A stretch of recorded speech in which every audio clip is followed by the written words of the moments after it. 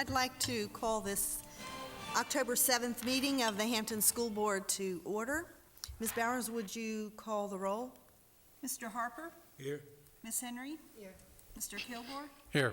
Mr. Pearson? Here. Mr. Samuels? Present. Ms. Smith? Here. Ms. Mugler?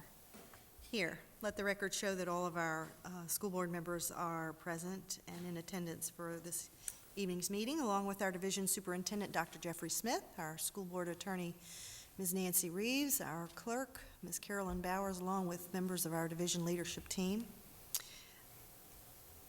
At this time, our Aberdeen Elementary School Color Guard will present the colors.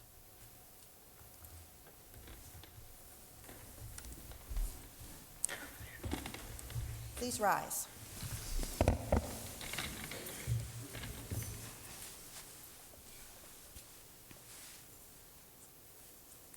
Good evening, ladies and gentlemen. My name is Kyrie Smith. I am a fifth grade scholar at Aberdeen Elementary School. On behalf of our principal, Mrs. Young, and our assistant principal, Mr. Smith, I would like to thank the school board for allowing us to participate in this evening's meeting. At the rear of the forum stands the Aberdeen Elementary School Color Guard. These fine young scholars are Travis Hoffman, Jalil Lee, and Ethan Alfonso. The Color Guard commander is Christian White. A commonly asked question is, why do the guards carry textbooks? The answer is this.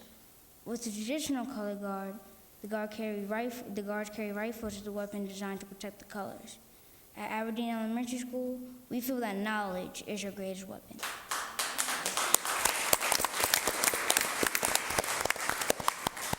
The books represent knowledge. At this time, ladies and gentlemen, please stand as the colors are advanced and remain standing for our national anthem.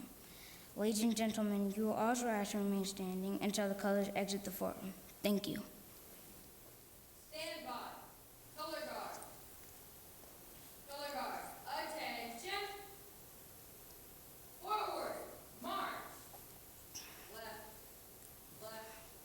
Left. Left. Left. Left. Left. Left. Left. Left. Mark time. March.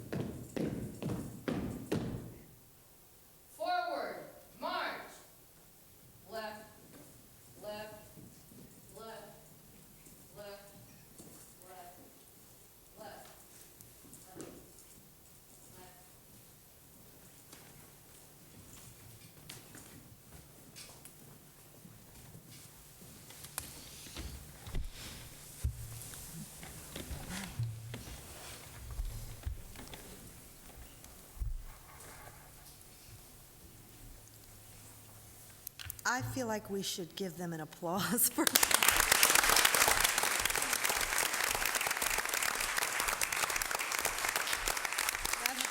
Has to go down as one of the more festive openings we've had for one of our meetings. And I do want to acknowledge that the national anthem tonight was played for us by members of the Kecoughtan High School marching band, and they're under the direction of Mr. Jeremy Nelson as their student director. Ms. Miller, Yes, sir. can I just say one quick thing? Yes, absolutely. You know, when you talk about discipline, those kids up on stage here with the instruments, you notice how long they held that profile? That's that attention. That's discipline. When those guys marched in here, left, that's discipline. So anybody that thinks that we can achieve positive discipline in our schools, just look at this. It works. And with that, we learn and we elevate our test scores. But in reality, discipline is what brought this whole process through. When I came in here, I saw those kids there. I hope they weren't waiting on me, but that's part of their regimen. That's part of their discipline. And anybody that thinks our kids is over and is useless and is no good, look at those guys. Thank you, guys. Absolutely. Thank you, Mr. Parker.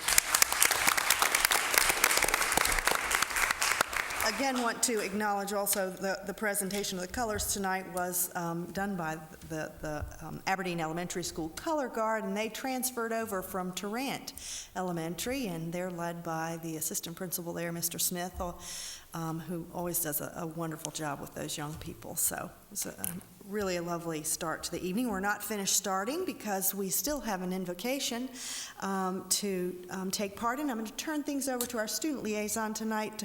Our student liaison alternate, Miss Sierra Lewis, is here. So I'm going to let you do some introductions. Good afternoon. We have Miss Diamond Terry here tonight. Miss Diamond Terry is an honor roll student who enjoys sports, specifically basketball. Diamond also enjoys reading, and math is also her favorite subject. Come on up, Diamond, and do your invocation. Thank you.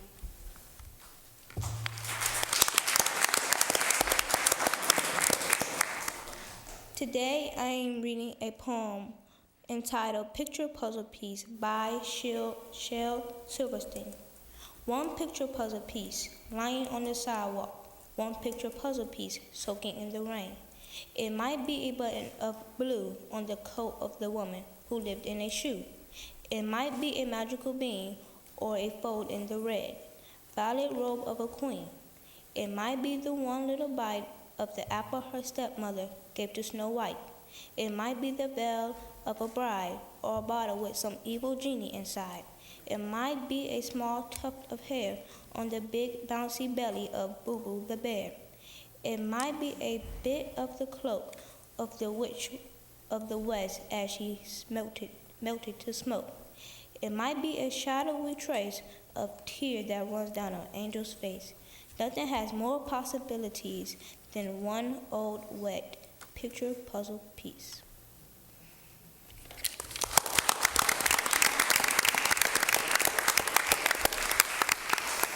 Thank you, Diamond. You want to come back up for just a moment, if you would? Did you bring some folks with you here tonight? My mother. I'm not. Thank you for joining us tonight, and good luck to you. Do you have middle school plans at this point? Not right now. Just gonna get through 5th grade. Concentrate on that, and then things are limitless at this point for you. Thank you so much for being with us tonight. We begin tonight's meeting with our consent agenda. It consists of item 2.01, 2.02, 2.03, 2.04, and 2.05, as well as 2.06. Is there a motion? Madam Chair, move approval of the consent agenda as presented. Second. It's been moved by Mr. Kilgore and seconded by Ms. Henry that we approve tonight's consent agenda. I neglected to tell you what those items were on the agenda. They are Personnel Report 15-19, Item 2.02 is minutes of the school board meeting of September 2. Item 2.03 is minutes of the school board meeting of September 16th. 2.04 is the certification of the closed session of September 16. 2.05 is expulsion 2015-04, and item 2.06 is field trips. Is there any discussion? Ms. Bowers, will you call the vote? Mr. Pearson? Aye. Mr. Samuels? Aye. Ms. Smith? Aye. Mr. Harper? Aye. Ms. Henry? Aye. Mr. Kilgore? Aye. Ms. Mugler? Aye, motion carries. We'll move on to superintendent and staff reports, and at this time, I'll turn things over to you, Dr. Smith. Absolutely. Thank you, Mrs. Mugler. Would like to start with some specific administrative introductions that we've not had an opportunity to do, and so would ask Dr. Woods if she would come forward along with Dr. Haynes, and they would certainly share with us new members of our administrative team, and I say new, but they certainly have been on the job and working and focusing on teaching and learning. And so we'll start with Dr. Woods, and then Dr. Haynes will make an introduction. Thank you. Good evening, Mrs. Mugler, Mr. Pearson, school board members, Dr. Smith, and the Hampton community. Please join me in congratulating Kimberly Vick on her appointment as assistant principal, Kecoughtan High School.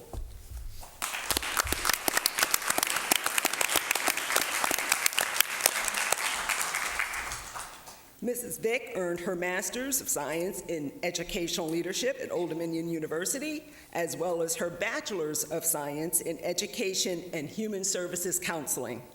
She previously served as a special education coordinator in Hampton City Schools, and she also served 3 years as an assistant principal at Smithfield Middle School. She's taught students with special needs. Prior to her work in public education, Ms. Vick worked with United Way for 4 years and served in the Emergency Communication Department with the Suffolk Police Department for 5 years. Please welcome Mrs. Vick, Assistant Principal, Kecoughtan High School.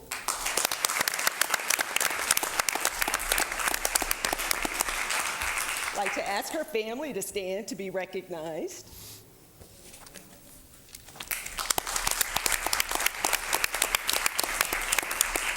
And her school family, Kecoughtan, where she'll be spending a lot of time.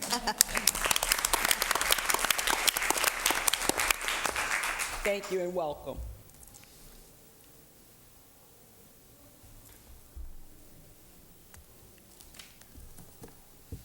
Good evening, Mrs. Mugler, Mr. Pearson, members of the board, Dr. Smith, and the Hampton community. Please join me in congratulating Dr. Janice Richardson in her assignment as assistant principal at Andrews Pre-K through 8 school. Dr. Richardson has more than 22 years of educational experience, serving the past 4 years as a physical science, civics, and economics teacher at Phoenix Pre-K through 8 school. She previously served as an assistant principal at the middle school level in Hampton and was recognized as the Teacher of the Year at Davis Middle School. Dr. Richardson also served as the Senior Coordinator of Instructional Technology for Norfolk Public Schools for nearly 5 years. She has experience teaching at the college level and has served as a math department chair. Dr. Richardson earned a bachelor's degree in English from Western Washington University and a master's degree in education from Hampton University. She also earned a certificate of advanced study in educational administration from Old Dominion University and a doctorate in educational leadership from Nova Southeastern University. As you can see, Dr. Richardson creates a quadruple threat as she has experience in all 4 content areas. Please welcome her to the Andrews Gators family, where their motto is one man, one sound.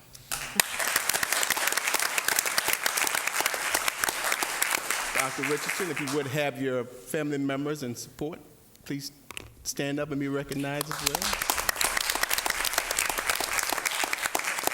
And also the Andrews family, where she will be spending a great deal of her time. Congratulations to Dr. Richardson.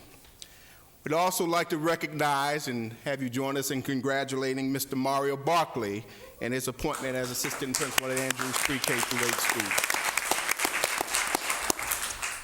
Mr. Barkley has been a social studies teacher at Hampton High School since 2005. His experience also includes content learning team leader and summer administrative intern.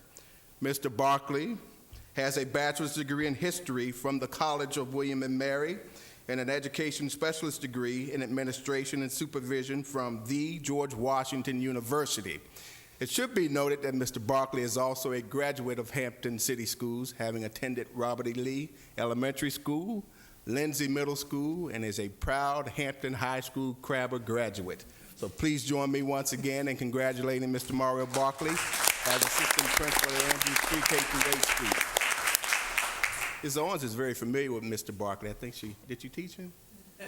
Kindergarten? Thank you. School together. Absolutely. And we'd ask. Sorry, one more. Mr. Barkley, would you please have any family members in support? Please stand up and be recognized as well. And once again, the Andrews administrative team, please stand up in your support of Mr. Barkley.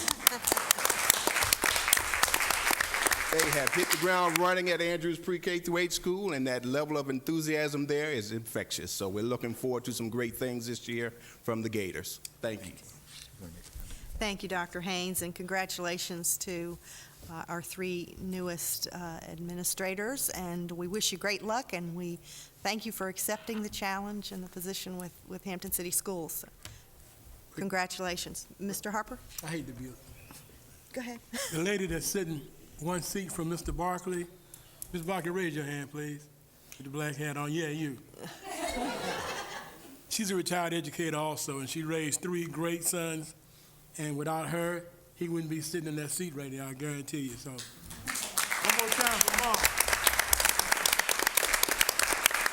Thank you, Ms. Barkley. Dr. Smith? Great.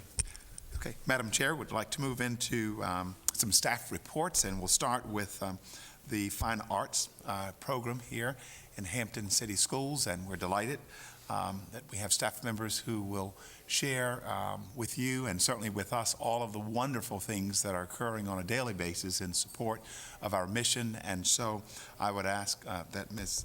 Vivian Greasy and her colleague please come forward at this time, and I think Dr. Caggiano will be assisting on the technical end with their presentation, but I know the board will be most impressed with all of the wonderful things that you already know, but really just to give you an overview of the Fine Arts program here in Hampton City Schools. So thank you.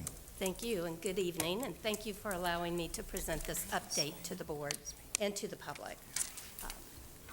The Fine Arts mission, if you can read that there, we want to instill in all students an appreciation for not only art and music, but a variety of artistic endeavors. And we want to help perpetuate a lifelong cultural involvement with our students.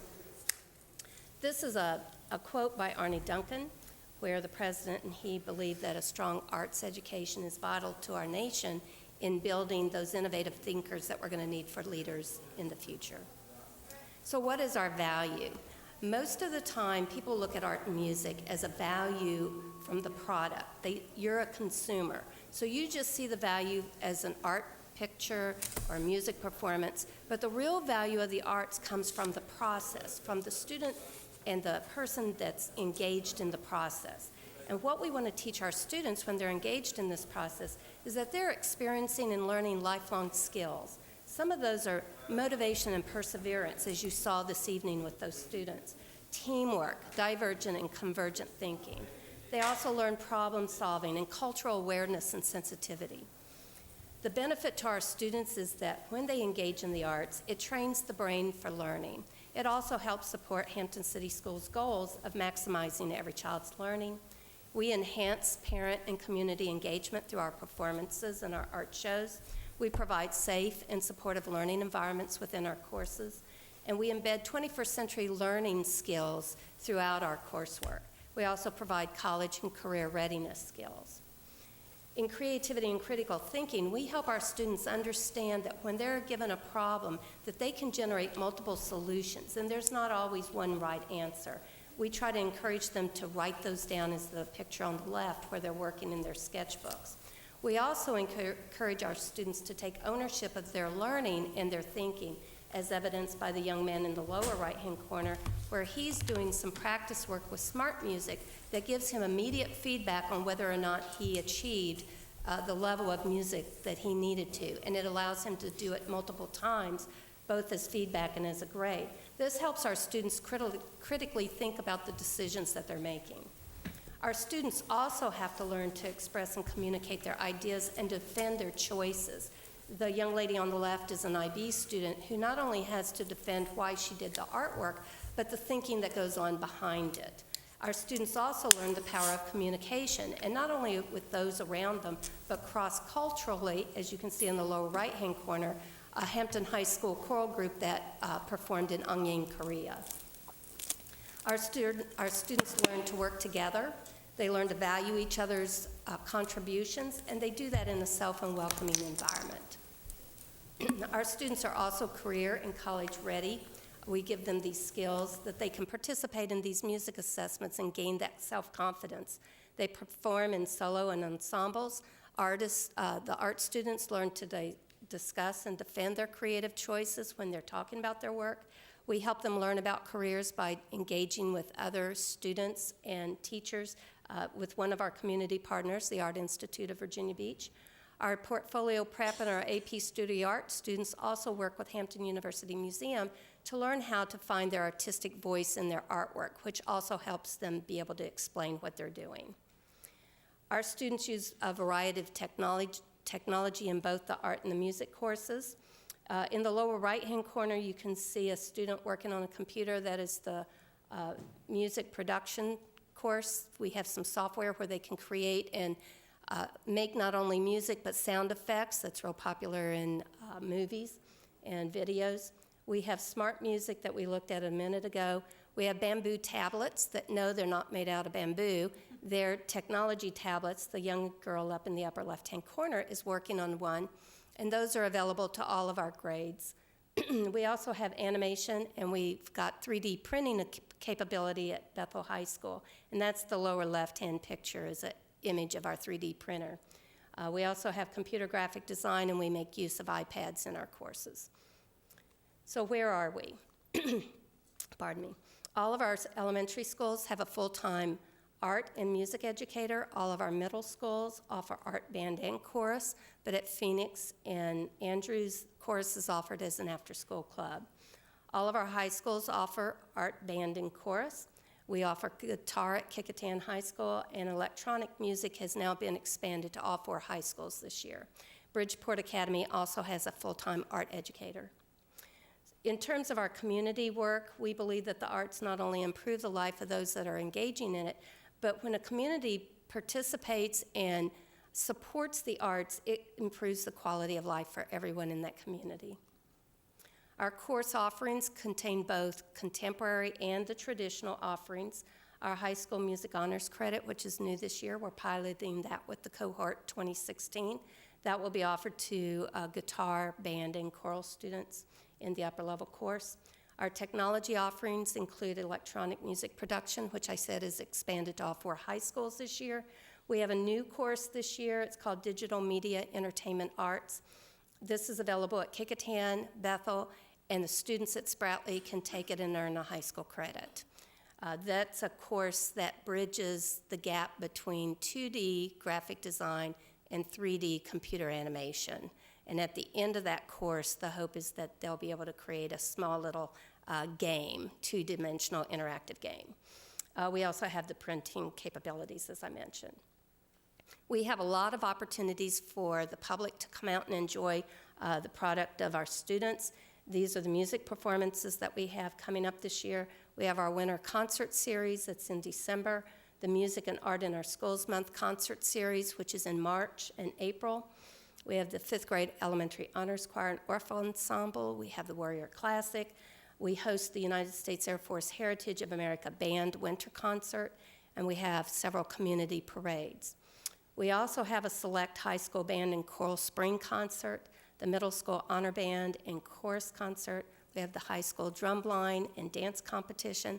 We also have Jazz Appreciation Month, a concert for that where we bring in some well-known jazz performers that are quite well known, and they get to interact with our students, and so they get to see both the student work and then the professionals working in there.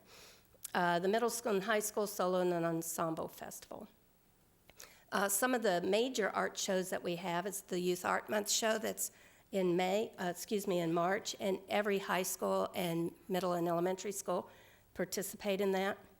We have the Artists Who Teach art exhibit. Last year we had several art teachers who, when they presented at the Charles H. Taylor Art Center, that they won some awards for their artwork.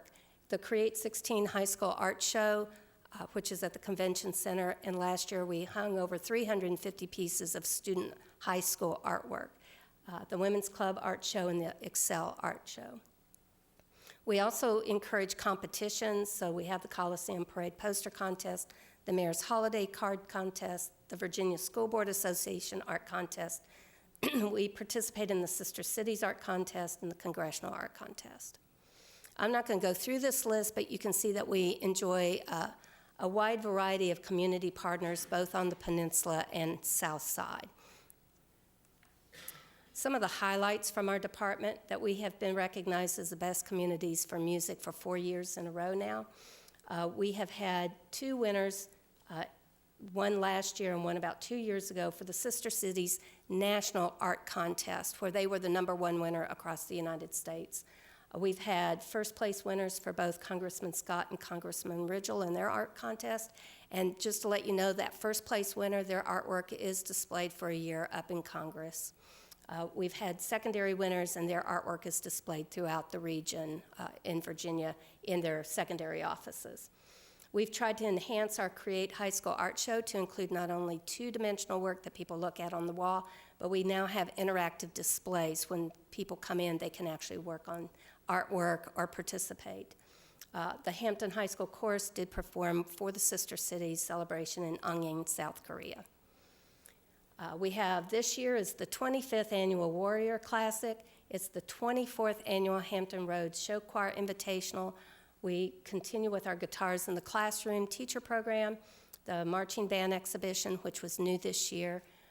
We have hosted the John Lennon Support Music National Webinar and Mobile Recording Studio here, and all of our music programs and concerts are ranked and rated. So our goals for this year: we want to increase the fine arts data collection. We're going to do this by working on creating some assessments that will help us collect that data for the art programs. We have pedometers to assess the physical ability of our marching band students and how their activity is going. We're going to begin counting attendance at art and music functions. We also rolled out SurveyMonkey for students this year to find out information from them about whether they're taking art or music. If they did, why. If they didn't, why did they drop out, or why aren't they taking it? We are also partnering with Young Audiences of Virginia with their Arts for Learning pilot. We're going to work on increasing our enrollment in the fine arts courses, and we are looking at the feasibility of offering an industry certification in Photoshop and Illustrator, which are part of our graphic design program, Maya, which is our 3D animation program, and then the electronic music production software. So to sum it up, we don't believe the arts are any time off from learning, but that they're accelerators to what the students are learning, both in our courses and throughout the day. Thank you. Do I have any questions?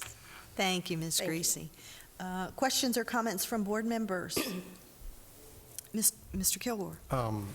Just wanted to thank you for the presentation. Thank you. It's probably one of my favorites, partly because on one of your slides it has a picture of someone who's very near and dear to me.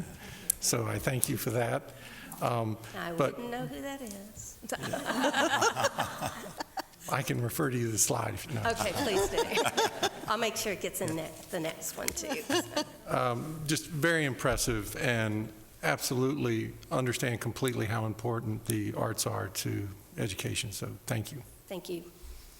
Mrs. Henry? I think anyone has to be impressed with the depth and the range of offerings for our students, from the littlest to those who could be getting honors credits and professional certification in arts. That's just fantastic. And you know that as a board, we've worked very hard to make sure that, to what extent we can, those precious offerings aren't cut by budget constraints, because imagination is the most expensive commodity in the world, and music learning and all those things do develop a child's brain right from the beginning, and so we really appreciate that. I did have one question, and that was with regard to chorus at the pre-K through 8 schools. Yes. The chorus is like an after-school club, the performing group. Yes, and Yes. it's taught by the elementary music. Right, but there is elementary. I wanted to make sure that people understood that that isn't the only music option in those schools, that music is in fact offered from pre-K through 8 Correct. for all the students in Right. both schools. Correct. They have elementary music, and then they have band for the middle Okay. school. And So then they have- any middle school students that are interested in chorus, they would participate in it as an after-school activity. Okay, thank you very much. Thank you. Thank you. Other questions from board members? I just want to make a couple of comments. Maybe I kind of had a similar question to the two pre-K through 8 programs. But I think it's certainly of note that two of the students that were standing on this stage with Kecoughtan High School tonight were also National Merit Commended students. So, I mean, I think that's true evidence of the correlation to, to accelerating learning. Obviously, it's not a distraction from their academics, that they've done incredibly well. And I know, whenever I'm visiting the governor's school or other highly successful academic programs, I often see students who are band members, show choir members. All of those students are very much infused in highly rigorous academic programs, and I think that there's a true correlation there. And I really appreciated the presentation tonight. I had a question about the ranked and rated comment you had. What does that mean exactly? Well, we started an assessment. Like when I go to a band concert, I'm more of an art person, but when I go and watch a band concert, one of the things I noticed was, could I see everything? Could I hear them? There were certain things about the actual performance. I really couldn't judge the quality of the music too much, but I could judge the quality of the performance. So Mr. D and I worked on that, so that we could give them a little checklist on these are the things that you need to do to have a quality performance. He can help with all of that plus the music, but I look at it through the eyes of someone who's just sitting in the audience, and was I getting a good experience, yes, through that, I remember one I looked at, I was off to the side, I couldn't see anybody singing, because they only look at it from the front on. They forget about all of us that are sitting on the sides. So that's one of the things that we're ranking and rating them in terms of a quality arts program. How many students do they have going to all district? How many are trying out for those upper, middle, and high school courses? So we're just trying to keep that data, and then we're putting it together, and then we can rank them and say this is a high-quality arts program, or this one has these deficits, and they're going to be working on that. So, Okay, thank you. and we've shared that with all the band directors and Right. film directors. So. Okay, so it just gives them areas to work on. Correct, right. A benchmark for them. Okay. And the Arts for Learning pilot with Young Audiences Virginia, can you tell us a little bit about that? That's going to be taking general education teachers and marrying it with a variety of visual arts, performing artists, and they're going to be working with students and trying to teach them alternative ways of getting the general ed information to them. So it's sort of an alternative way of reaching the students if they're not getting the information in the traditional method. So they're going to be, it's a pilot, not a pilot, but we're going to be looking at scores and finding out if that marriage is going to increase achievement with those students. So are we looking at doing that mostly at the elementary level? I believe Is that- it's elementary, yes. Okay, great, great. And then the final comment I had was just how pleased I am that we have piloted the honors courses this year, and I hope that they'll be successful and that we can expand that for students. I think it's very appealing. We're very grateful. Great. Thank you. Great. Thank you so much Thank for your you. report Thank you. tonight. Anything further from board members? Okay, thank you. thank Dr. Smith? Okay, Thank you, Ms. Gracie. Thank you. We'll move now, Madam Chair, to the language arts and math presentation. And of course, Dr. Caggiano will lead the effort there. And you will note, I think, in the information that will be shared this evening, the association with our pyramid of interventions and support for schools, and in particular for students. And so I would like to turn this over to Dr. Caggiano, and he will share with us along with other members of the team. Thank you very much, Dr. Smith. Good evening, Mrs. Mugler, Mr. Pearson, members of the board. Last month, we came before the board to provide an overview of the HCS Pyramid of Interventions for School Support. And this evening, we'd like to provide some additional details regarding the manner in which we are supporting our principals as instructional leaders through this support system. Tonight, you'll have an opportunity to hear from two of our 4 core curriculum leaders.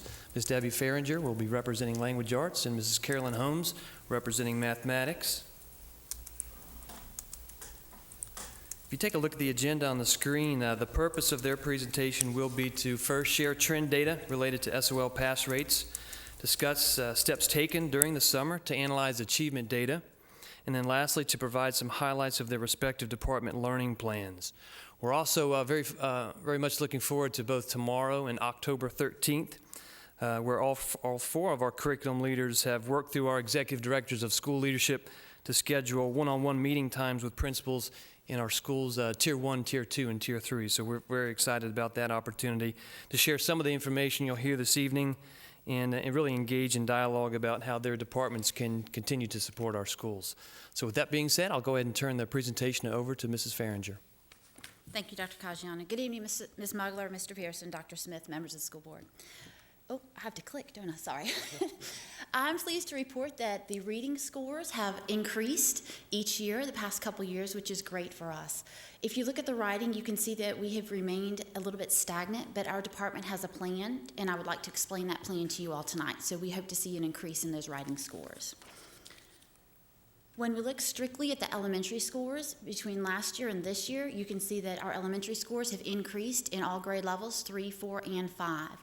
One thing that I need you all to remember is that in 2012, the state of Virginia changed the SOL test for reading, and with it, it became a much more rigorous test. In the past, prior to the 2012 test, students read about 4 to 5 passages and had about 7 or 8 questions on each passage.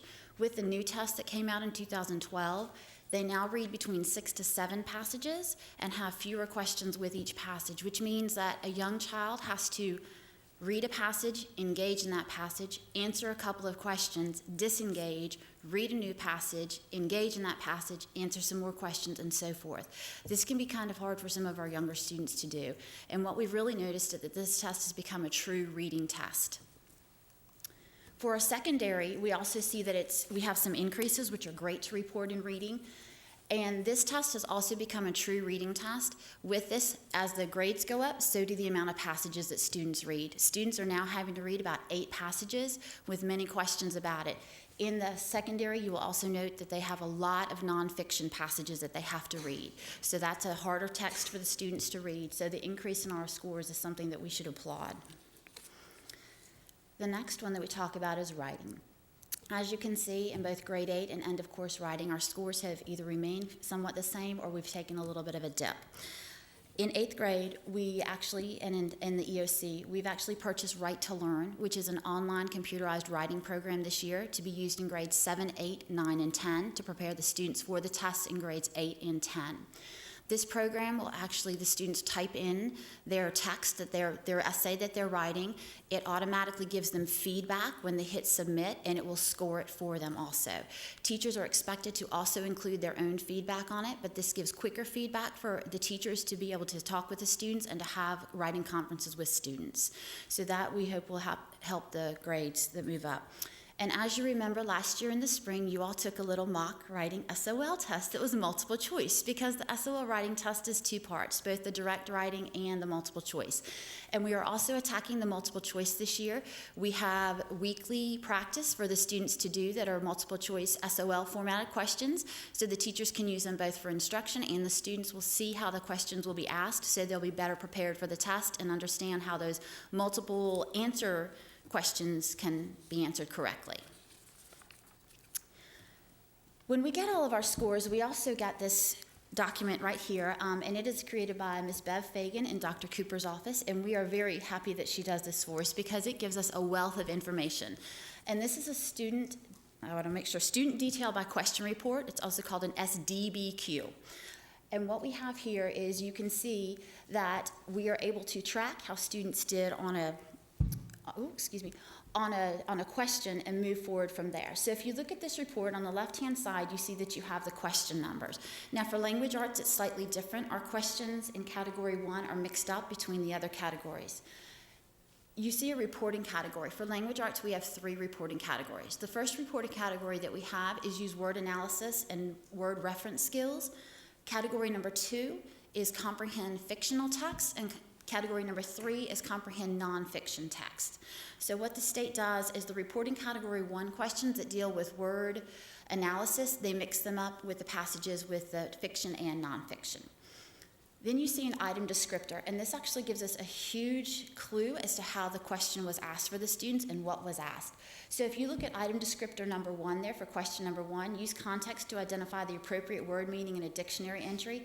This question that was actually asked for the students was a multiple meaning word. They had a dictionary entry, and they had to choose the correct dictionary entry based on the context of the passage. So that's what they're doing there. You have a division correct response rate, and then we have all of our schools from there on out. So we can see, are the schools performing better than the division? If they are, let's go visit them. What are they doing? What can we tap into those resources? If they're not performing as well as the division, what can we do to help them? So that's the way we look at this report. With this report, we're able to analyze our areas of strength and our weakness and move forward from here.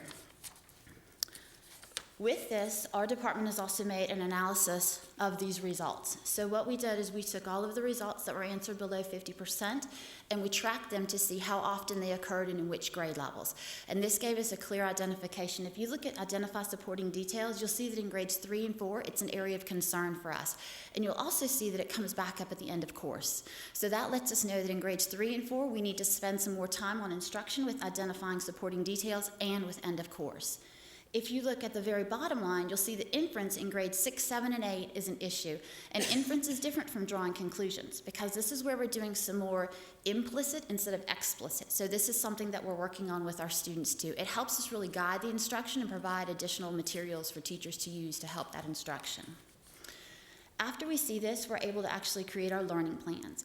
This year, our department learning plan has 4 major goals. The first one is to increase the grades 3 through 5 reading pass rate to 76%, the grades 6 through 8 reading pass rate to 79%, the grade 8 writing assessment to 70%, and we would like to decrease the amount of second grade students who are identified by PALS in the spring. A quick look at one of our action steps that we have right here that would go along with step number 1, which is increasing our 3rd grade through 5th grade reading, is to look at the division data. And so our first step is to determine the skills in each reporting category that represent areas for improvement. We've already done this through our trend analysis and looking at the data that was reported to us by Ms. Fagan with SDBQ. This next one is to develop workshops based on division level areas for improvement. We are currently doing this, and when we have our meetings with our instructional leaders and our reading specialists, a lot of this information is also included in those meetings for them to take back to their schools. And then the last thing that we have is create forecast emails for each grade level. This is a new initiative for the division this year, and it's being used by all 4 core. And what we are doing is we've taken that data that we've gotten from the SDBQ and we've aligned it with the current pacing guides that we have. We've determined where the skill is being taught in the pacing guide, and we are sending out what we're calling forecast emails to all of the teachers. In a forecast email, it has information such as data on that skill, teacher tips, ways the question can be asked. It has additional activities for them to do to help shore up that instruction and tighten it up. And any other pieces there that we think might be helpful to them. Even we have links to the DOE lessons that are already there from the division, or the Virginia Department of Education. We've also included that. So these will be going out through every 9 weeks, so teachers don't lose sight of this, and they continually can put these resources and lessons into their lesson plans for instruction.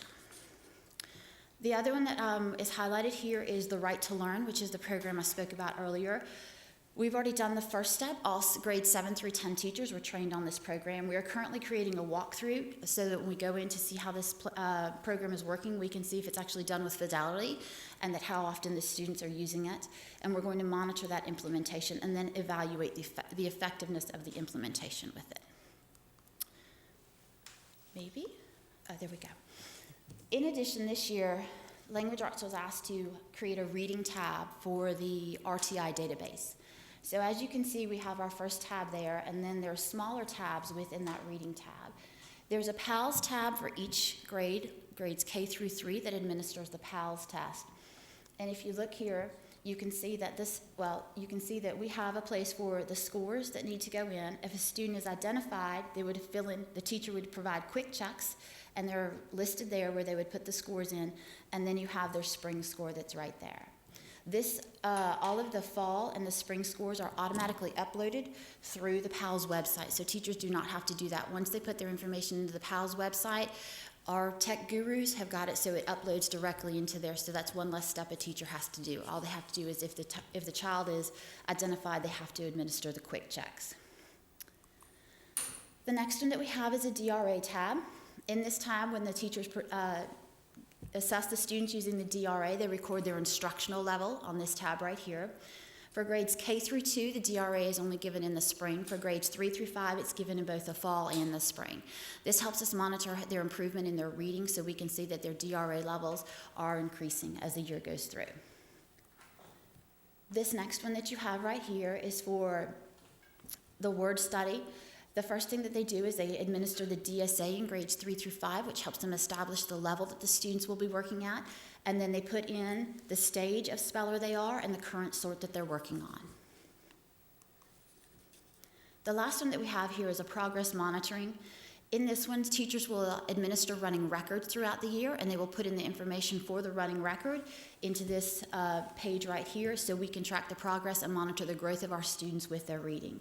And in the top right-hand corner, if you notice that yellow box right there, I've spoken about how teachers can put the information in, and what we've done is we have supplied them a progress monitoring calendar so they know when they need to progress monitor throughout the year. It's basically every 6 weeks, but it also keeps track of what it is that they need to assess and when they need to get the assessments done.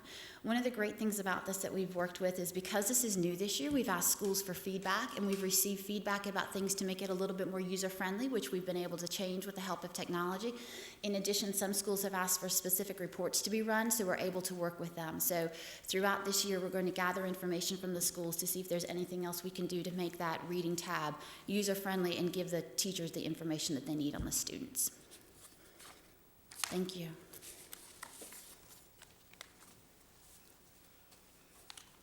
Good evening, members of the board, Madam Chair, Dr. Smith. I'm really elated to come before you this evening to say that mathematics is continuing to soar. I'm happy to have members of my team with me this evening. I have Diane Schoonover. Diane, would you mind standing? Diane is a secondary math teacher specialist. I have Cindy Beard, and Cindy is one of my elementary teacher specialists. Leslie Strawn Williams is on her way back from Roanoke for a STEM conference in which she was one of the presenters. So our philosophy is Team Squared. And Team Squared for us means together everyone achieves more, and teaching using engaging activities in mathematics. And by doing so, you can see over the last 3 years, we are constantly increasing. We did make the mark, 70%, but we're not going to settle there. We're still moving in the right direction. When we look at our elementary pass rates, you can see that in grade 3, we're now at 69, not quite there, but we do know that with 3rd grade, we have some things in place that's going to get us there next year. So we're, again, moving in the right direction. For grade 4, we took a slight dip about a 2%. Not too bad, but we don't like to see that, but at least we're in the 80s. In grade 5, we are, again, moving in the right direction at 75%. When we look at our secondary, all going in the positive direction in the last 3 years. I know there's a question about grade 7, and I said the same thing last year. When they see it in the paper, they're saying, well, 7th graders in Hampton are not succeeding, but that's as far from truth as anything. Actually, that 49% represent about 2/5 of our 7th grade students, because we have 7th grade students that are taking the 8th grade assessment as well as Algebra 1. So we want you to know that that's not all of our 7th graders in Hampton. And notice, Algebra 2 was one time one of our concerns, but Algebra 2 made a 10% increase this year. So we're moving in the right direction. Just like language arts, when we look at our analysis, our SDBQ, we use this in order to determine our next steps. So the first thing we do is look at the categories. Actually, in grades 3 through grade 6, there are 4 reporting categories. In all of the other subjects, there are 3 reporting categories. So we can quickly scan. The 1s would be the first recording category, then you'll get to the 2s, so we know exactly how many questions. You notice the pink there? Those are the areas that we quickly focus on, and just like language arts, we create strategies and also resources to help teachers teach those particular skills. For our learning plan, we also have 4 goes. You saw that grade 3 was at 69, so of course that's going to be one of our focus areas.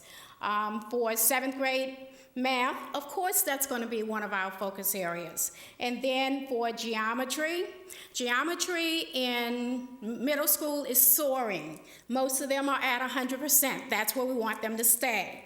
Our high schools are the ones that we're working with this year to make sure that our geometry students in high school are exceeding as well.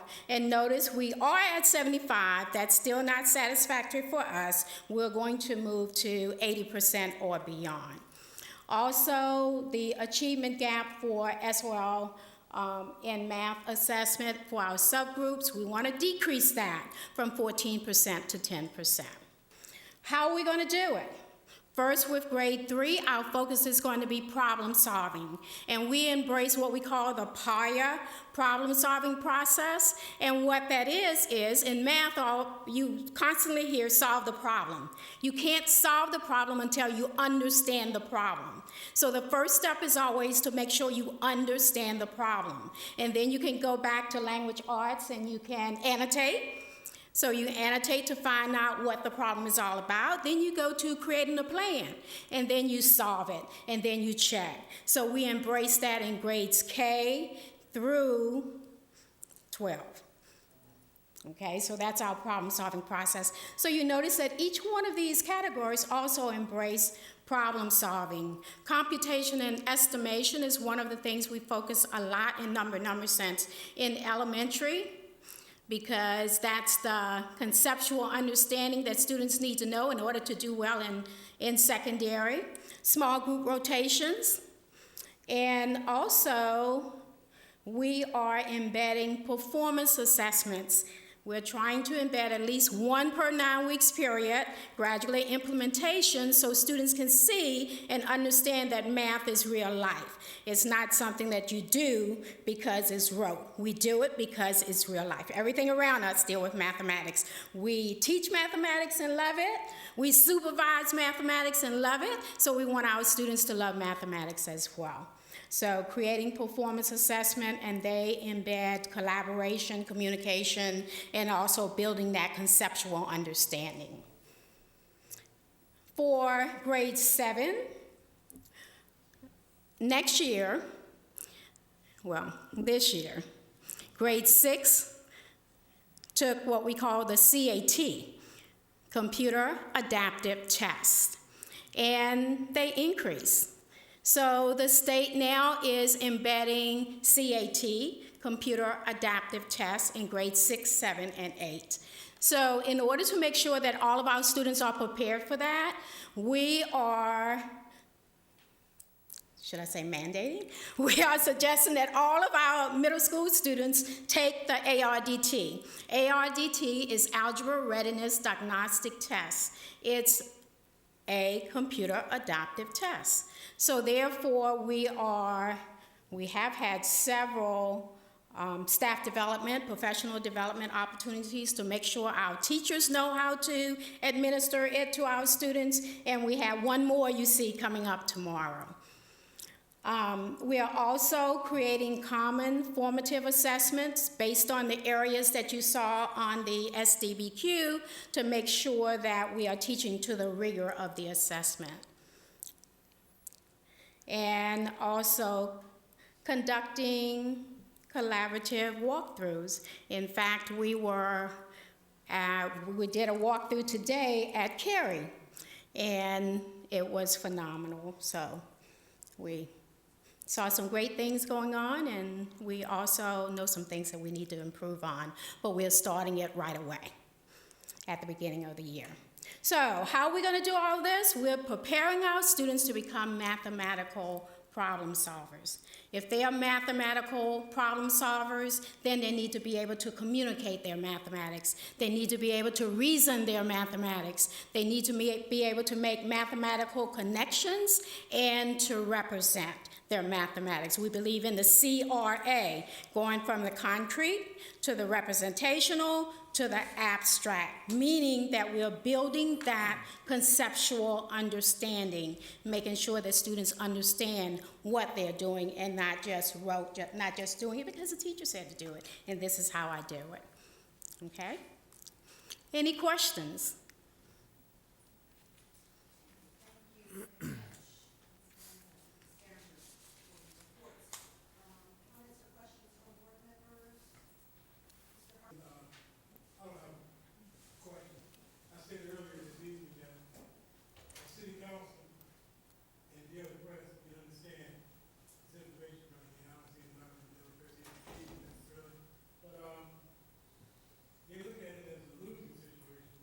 Failing situation, and when in fact we're progressing and we're passing and we're working hard as hell. I always say it's like watching a duck float across the pond. You know, up top his head is up and his tail is up, but underwater he's kicking like hell. And that's what we're doing. We're trying hard, we're having success, and instead of looking at it as a failure, both our city council and our daily press need to look at the positiveness of this whole thing. So thank you, ladies, very much. Other comments or questions from board members? I was sitting here doing a little vagrant math thinking, and if the students who take the 7th grade math test are the bottom 40% in their math enthusiasm and competence at this point, and half of them are passing. If you look at the other 60% and 85% or better of them are passing, you've got over 70% of the math students who are passing. It's just the way it's reported out in little segments that makes it very difficult to understand that, in fact, 70% of the 7th grade students are passing math. They're just compartmentalized by a test, which goes to show some of the artificial constraints that these tests put in the way that it reports out to people that doesn't give a true picture of what our students are doing. Other questions or comments? Mrs. Smith? Thank you so much. It was nice to see that progression every time you come up here. I did have a question about the goal 4 on your mathematics, was about the achievement gap. And you're going to do that, I assume, by raising the scores of those disadvantaged students. So I like to see the goal more of what their scores are going to be versus the achievement gap, because you could help that achievement gap by bringing down the higher scores. And so just when you report on it, I'd like to see, the numbers on each side just to make sure everybody's going up. And then another question I had was, we talk a lot about the intervention and bringing up scores. What about those gifted students that are out there for English and math? What are we doing for them to keep them always improving as well? Well, in every classroom, we always differentiate instruction. And when we differentiate, it's not just for students that are behind, but it's for students that are making the mark and going beyond as well. We are embedding in grade 3 what we call SMI, Scholastic Math Inventory. And once the teachers have that data, they can determine where the students are and move them to the next area, or move them, if they're already understanding a skill, they can go to the next skill. So they can use that to determine quartile range and what the students need to do. Even if they need to, in 4th grade, and they need ready for 5th grade math, that can happen as well, depending on where the students are with that particular skill. Great. And I think Ms. Farringer We also has have something. what we call reflex math, and that's another avenue of Voyager that we use, as well as Edgenuity and MyPath. And MyPath is, again, a resource that goes all the way up to calculus. Great. Okay.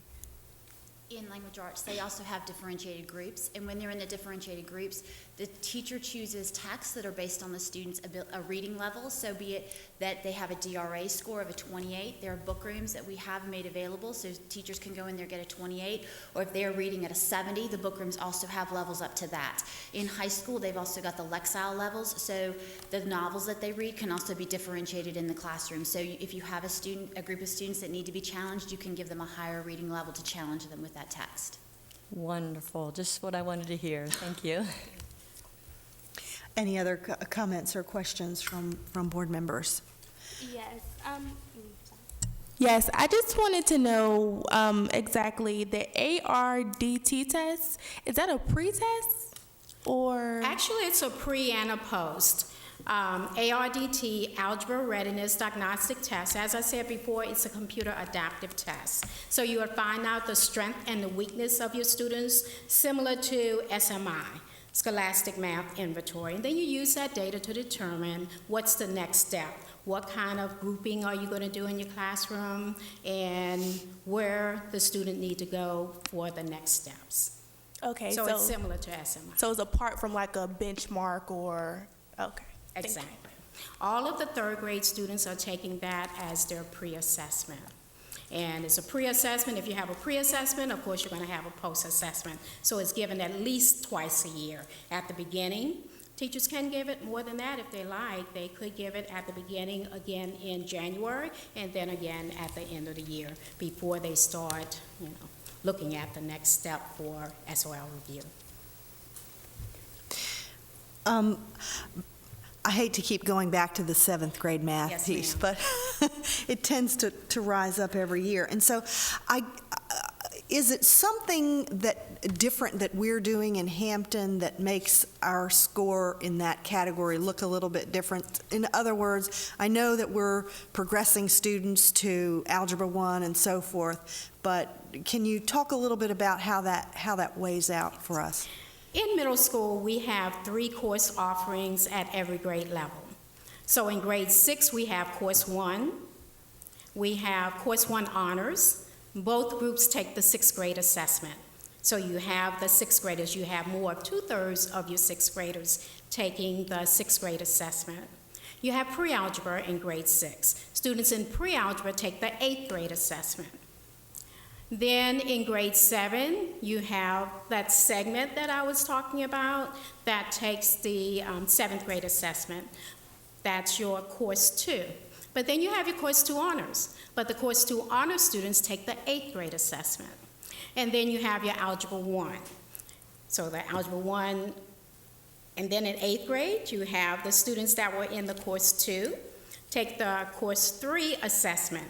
And believe me, when those students get to Algebra 1, they are better prepared than to push them, because they more than likely are going to have smaller class sizes, and they are ready for the Algebra 1. That's why our Algebra 1 in high school is increasing rather than decreasing, because the students are ready for the rigor of that course.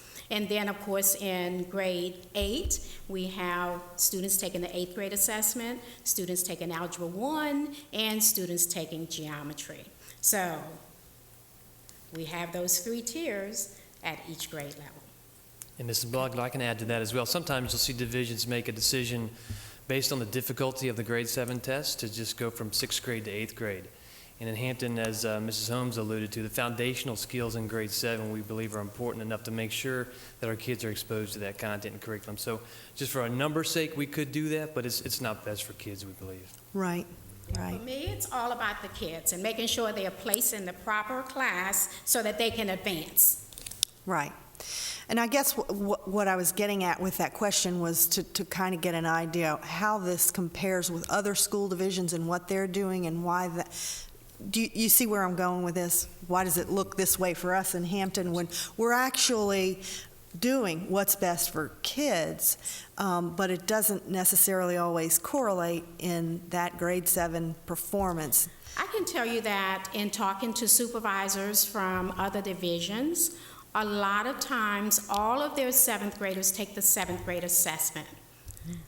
I believe, my team believe, we should make sure that students are placed, I said this several times, where they need to be. Students that, I think someone asked about accelerating. Students that need to move forward and can take Algebra 1 in the 7th grade, rather than saying everyone is going to take course 2, I think they need to advance and that's where we get our calculus students and our AB and BC students, calculus, AB, BC, AP students, AP statistics, so we want to make sure they are in the right place. Absolutely. Thank you. Are there any other questions? Okay. Thank you all very much. Dr. Smith? Yes, Madam Chair, again, thank you. Dr. Caggiano and members of your team, thank you so very much. At this time, we'll move to staff reports, and that will be business and operations. And of course, Mrs. Scott will provide the board with an update. Good evening, Dr. Smith, Mrs. Mugler, Mr. Pearson, and members of the board. I'm here, as I usually am this time of the month, to present the financial operations for the school division. And what's a little unusual this month is that I'm actually giving you 2 months' worth of data. Because we don't do June until September after we have closed out the books, we really don't feel like we should present August before we've done June, or July. So I'm bringing you the July and August financial reports this month, and from here on out, then it will be back to a monthly schedule. So I'm actually going to run through both of them very quickly. For July, as of July the 31st, our year-to-date revenues were $6,970,631, and our year-to-date expenditures and encumbrances were $19,244,372. This is on track for this point in the year, and it's based on our budgeted average daily membership of 19,700 students. We will be submitting the fall membership report here in the next couple of weeks, and once we have a chance to see the report and analyze the data, we will give you an update on the estimated ADM for March, probably in November or December.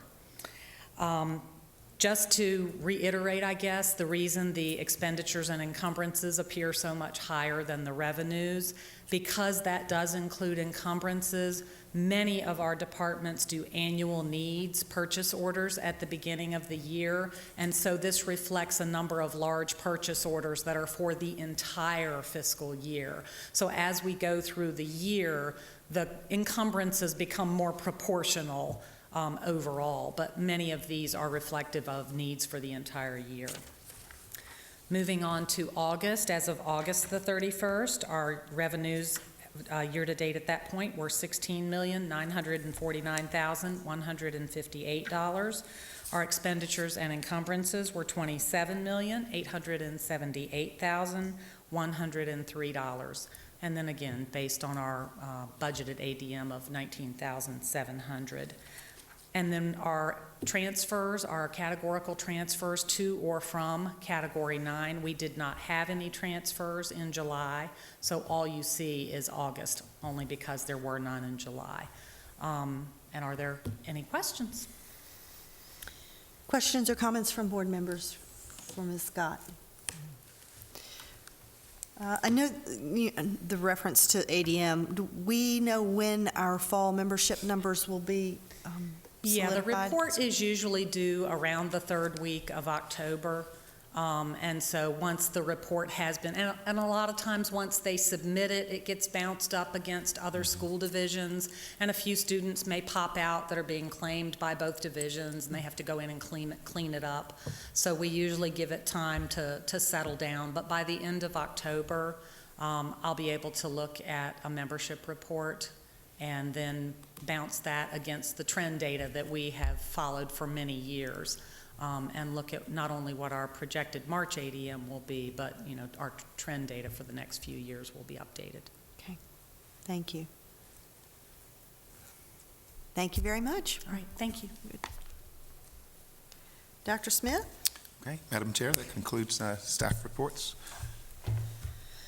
Very well, thank you. We will move on to the hearing of any delegations or presentation of any written communications or petitions. Ms. Bowers, would you please read the protocol for public comment? Yes. Citizens are invited to address the school board on matters of public concern about the school division. Speaker forms are available prior to the start of the meeting. If you wish to address the school board, please complete the form and give it to the clerk. Each individual will have 5 minutes to speak. All comments shall be directed to the school board. Speakers may not yield their time to another. Speakers should address the school board with decorum on policy issues and refrain from personal attacks. Speakers shall not address matters involving individual employees or students, as these topics may violate confidentiality and are not appropriate in a public forum.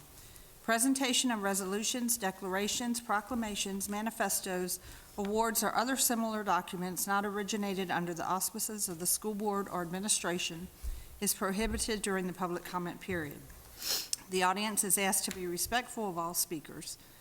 Public comment is the school board's opportunity to listen to the speaker. Since our purpose is to hear from you, the board will not engage in dialogue with the audience or whomever is at the podium. Matters requiring a response will be directed to the superintendent for research and response. The superintendent may report back on such matters at a subsequent business meeting session as appropriate.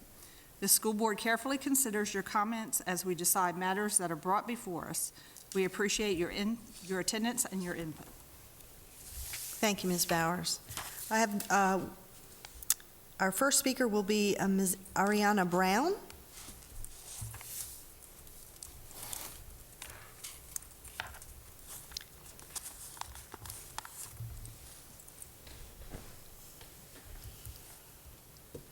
Good evening. Good evening, Madam Chair and members of the board. My name is Ariana Brown, and I stand before you to appeal the decision of the superintendent and to ask that dual enrollment courses that I have taken are given an additional 1.0 weight of full credit based on the following. School board policy IKC states that AP, designated IB, designated dual enrollment courses will be given an additional 1.0 weight. I took CST 100 Public Speaking, PLS 135 American National Government, PSY 200 Principles of Psychology, and SOC 201 Introduction to Sociology. All of these courses are listed in the designated dual enrollment pathway of Hampton City Schools course offering guide. For this reason, I ask that you award these designated courses the additional 1.0 weight as stated in your policy. My parents were told 1 week before school started that the PLS 135 American National Government course that I had been approved to take over the summer would not count as a full high school credit towards my government requirement for graduation. I appealed this decision and asked that I am given the full high school credit to satisfy my government requirement for graduation based on the following. The College Board sets the curriculum for all AP courses and states that the AP U.S. Government and Politics is equivalent to 1 semester introductory level college course. A sample of the AP U.S. government teachers throughout the Hampton Roads state that the college course on which AP government is based is PLS 135, the course that I took. Full credit is given for the AP course, but not for the college course which it is based on. I was told that the PLS 136, a one-semester college introductory course on state and local government, or a second semester of high school government, was needed to satisfy my graduation requirements. I did not want to sit through the same information again, so I decided to take AP Comparative Government, which does not cover U.S., state, or local government. AP U.S. Government is used as a substitute for state required government course because it does not cover state or local government. All but one of the AP U.S. government teachers sampled state that they do not cover a unit on state and local governments. In Hampton City Schools, the only teacher from my high school states that he covers a unit of state and local government in late May after the AP exam. This statement is not supported in his course syllabus of last year or this year. Several 2015 graduates and former students said that they did not cover this information in his class. Course notes from some of these students do not support this either. For this reason, I asked that the PLS 135 is given the full high school credit and that is used to substitute and satisfy my graduation requirement, like AP US Government and AP Comparative. I should not be required to take another semester of government to cover material that my peers do not have to have for graduation. However, if you feel this information is essential to my success, I ask that you award the PLS 135 is full credit and added weight with the provision that I sit in on a unit of state and local government when this information is covered in late May. In closing, the Virginia Code 21.1-79 states that a school board shall see that the school laws are properly explained, enforced, and observed. Your mission statement says that you actively represent the community to focus support for every child's success. I ask that you properly enforce school policy IKC and to support my effort to succeed. Please weight my dual enrollment courses according to your policy and give them full credit. Thank you. I also have some handouts of what I've just said to the board. Okay. If you'd like to submit your handouts to our clerk, she'll get those to us. Thank you very much, Ms. Brown, and the school board will confer with Dr. Smith for a final determination. Thank you.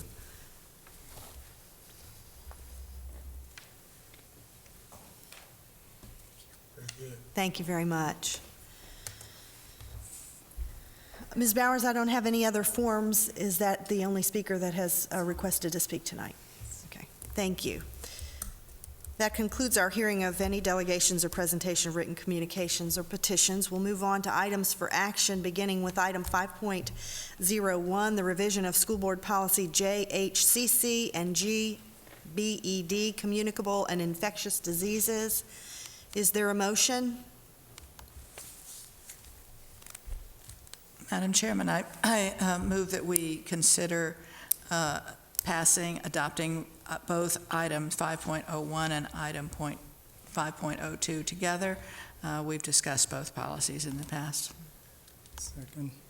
It's been moved by Ms. Henry and seconded by Mr. Samuels that we approve item 5.01, which consists of school board policies JHCC and GBED with reference to communicable and infectious diseases, and item 5.02, which is a new school board policy GEB and JOH, acceptance of electronic signatures on records. Is there any discussion? Ms. Smith? Just confirming with Ms. Reeves about GEB didn't show the same green edits in it that JOH showed in their mirror policies, so I believe that's been taken care of. But it's on board docs, it's still shown separate. The old way. Okay. The old way. So when we vote, we just want to make sure we vote. Correct. You had asked for a particular line to come out of page 3 on one, their mirror policies. It's out on the other. Is that satisfying Yeah, your I question? just want to make sure when we vote on it, we know Very good. Okay. we include that. Any other comments or deliberation? There being none, Ms. Bowers, will you call for the vote? Mr. Samuels? Aye. Ms. Smith? Aye. Mr. Harper? Aye. Ms. Henry? Aye. Mr. Kilgore? Aye. Mr. Pearson? Aye. Ms. Mugler? Aye, motion carries. Moving on to items for deliberation, we have 5 deliberative items on the agenda for tonight, beginning with item 6.01, the appointment of Special Education Advisory Committee, SEAC. This is new in that we did not have a deliberation first read on this. Dr. Caggiano, could I call on you to just quickly present to the board on this nomination? And I'll also note, I'm sorry, Dr. Caggiano, that we, board members did receive an email from this Yes. candidate today, and so. Unfortunately, yes. Shortly before this meeting, the candidate decided for personal reasons to go ahead and rescind her interest in this position. She's still going to be an active participant, but could not serve in an official board capacity. So that was shortly before this meeting, and Ms. Bowers and I spoke in reference to that, unfortunately. Okay, so we don't need to vote on That is correct. that later.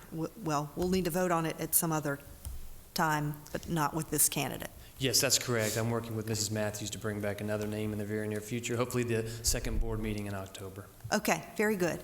Thank you. We'll move on then to item 6.02, which is the revision of School Board Policy IKEB acceleration. Are there any additional comments or deliberation on this policy revision? There being none, we'll move on to item 6.03, which is the revision of policy JCJ, classroom assignments for twins. Are there any additional questions, any further deliberation with regard to this policy revision?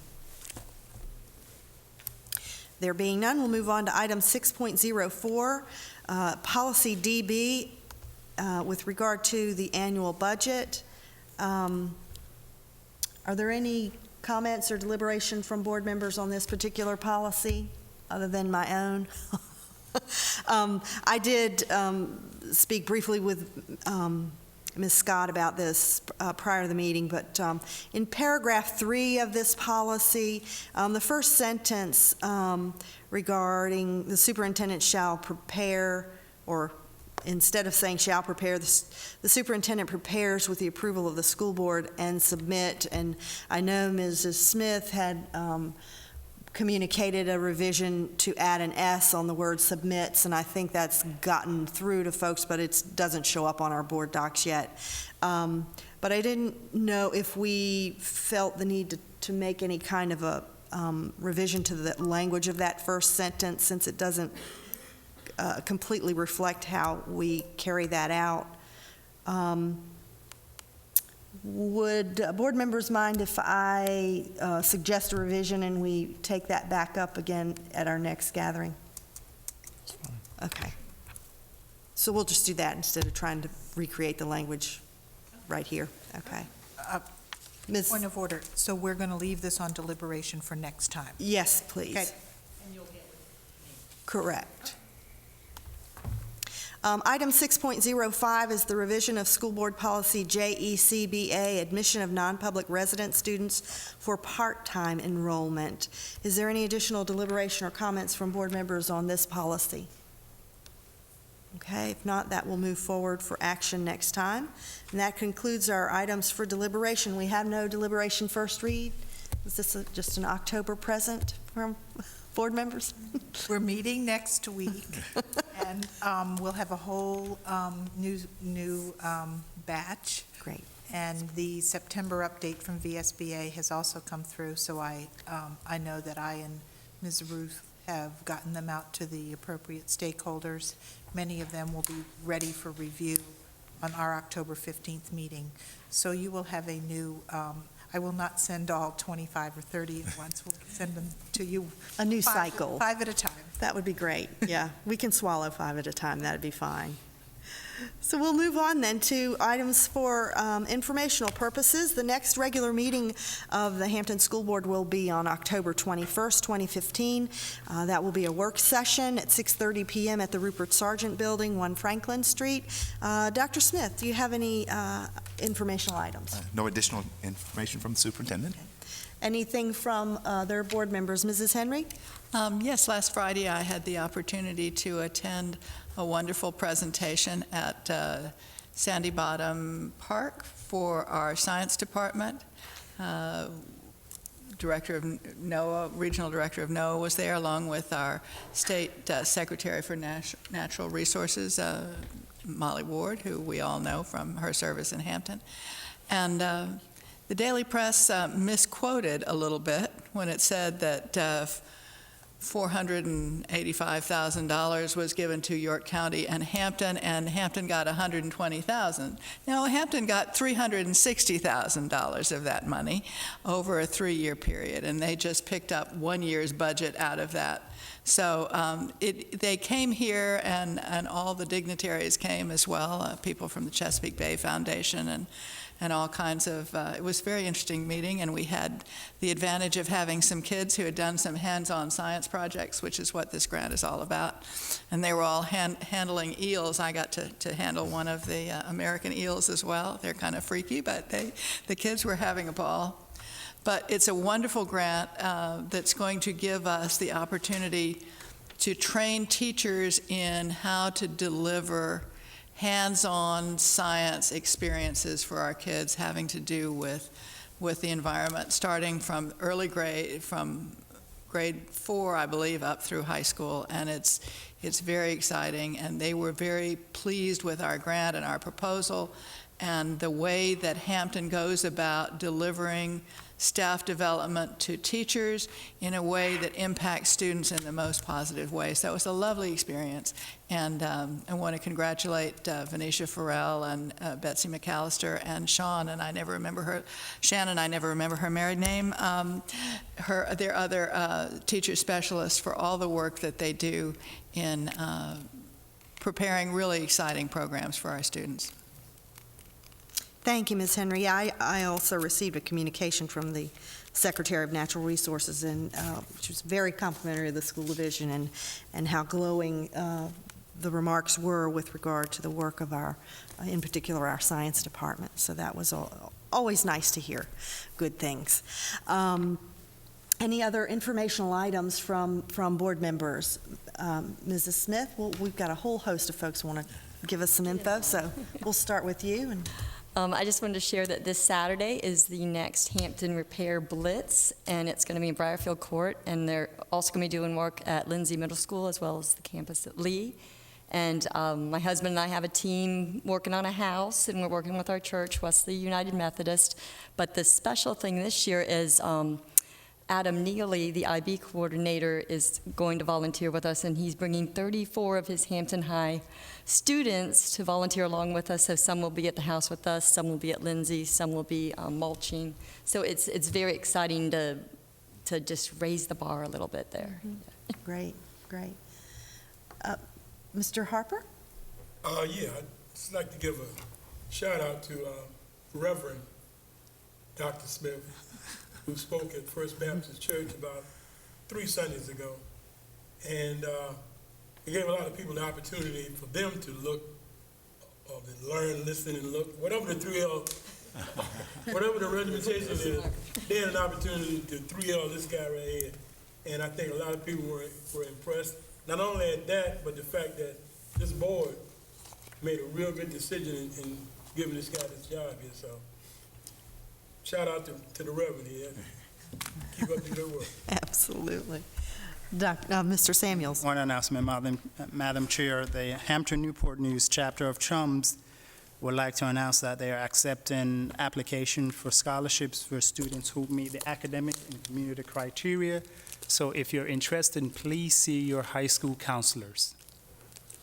Great information. Thank you, Mr. Samuels. Anything further? Ms. Lewis. Yes, Phoebus, first of all, is enjoying their iPads, and they're really helping with a lot of students, so thank you guys for that. And also, sometime this month, the student representative, Thomas, and I were planning to go around to the different schools and introduce ourselves, so they'll be coming up, and we'll have some reports to report to you all, so thank you. Look forward to that. Thank you. Great. Is there anything further to come before this board? Well, Madam Chair, you should commend Ms. Lewis for also coming to our Policy Review Committee meeting. And she is a very active member and has been a lot of help in the first one that she's already attended. Great. Thank Should be you. a good school board. We thank you for your work on that. But it's great to know that we have a student perspective on that committee. And so I know you'll give some real valuable input there. If there is nothing further to come before this board, this meeting is adjourned.